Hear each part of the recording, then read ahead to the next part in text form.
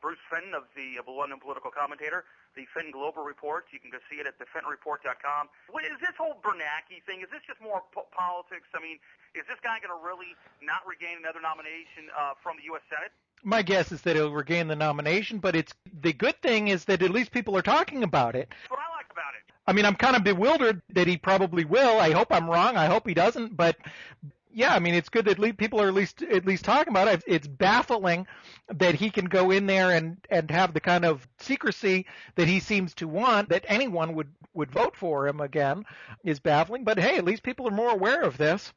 Well, you know what's funny about it is I'm with you. I'm all for audits in the Fed. But I wonder if Bernake, and I believe he can be, but I want your take on this, Bruce, because you're in the business of knowing all about the financial the financial matters here, being in the financial services business, which you have. Does Bernake play a big problem in what happened to the economy with the expansion of money and nothing to back it up? Personally, I don't think it's so much Bernake. In fact, I have a different take on the whole crisis. To me, the crisis is the bailout. For me, the so-called crisis, like, oh no, the big banks are going to go under, I don't think that's a crisis at all. That's what happens in business. Companies rise and fall, and people who do extraordinarily stupid things drive their companies into the ground, and then the smart guys take over. It's the way it's been forever in anything resembling capitalism. So for me, it wasn't the crisis. I could have cared less if the big banks went under. What the crisis to me is that they robbed the American taxpayer of hundreds of billions of dollars so that these clowns who made all these foolish decisions can go buy themselves new yachts and jets.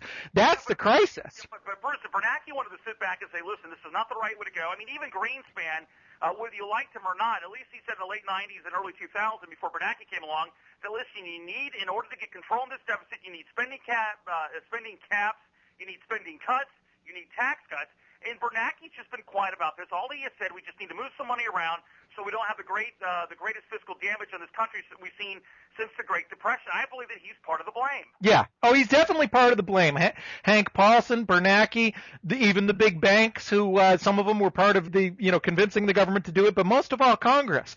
Congress they're the ones who are out there running for re-election. So they love to play the populist and go out there and say, I love watching these hearings. They get the banks in front there and say, how dare you? And they rail at the banks. It says, that is absolutely preposterous. They're literally yelling at the guy, while underneath the table they're handing him $1 billion check of our money.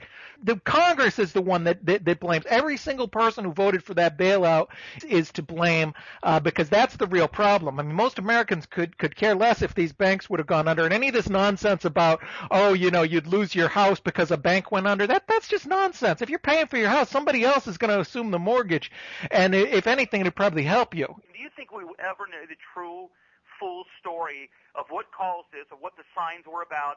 And were we truly going to head to a credit crunch here if nothing was done with the TARP funds? Do you think we'll ever know the full story? Well, I mean, we already have part of it. I mean, we already did have a credit crunch. Most of the things that the doom and gloomsayers said that the world was going to end.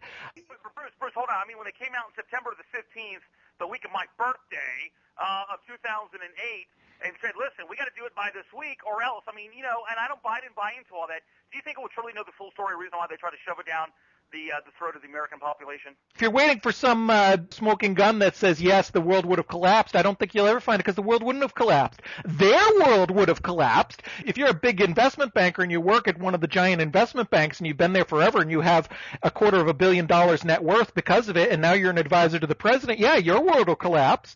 But the rest of the world wouldn't have collapsed. I mean, in their own little world, I mean, they couldn't fathom that these giant companies that had been so good to them to buy them multiple homes and yachts and planes would collapse. It was just unthinkable that, oh my goodness, you can't let the giant bank fail because then somebody innovative and smart might actually take their place. They couldn't fathom it. So yeah, their world would have collapsed, but the rest of America would have been way better off, and we'd have much better banks and much better systems, and the smart companies would survive, and all the fools would not be having new yachts paid for by the taxpayer. They'd be, 10 steps down where they should be, looking for a job.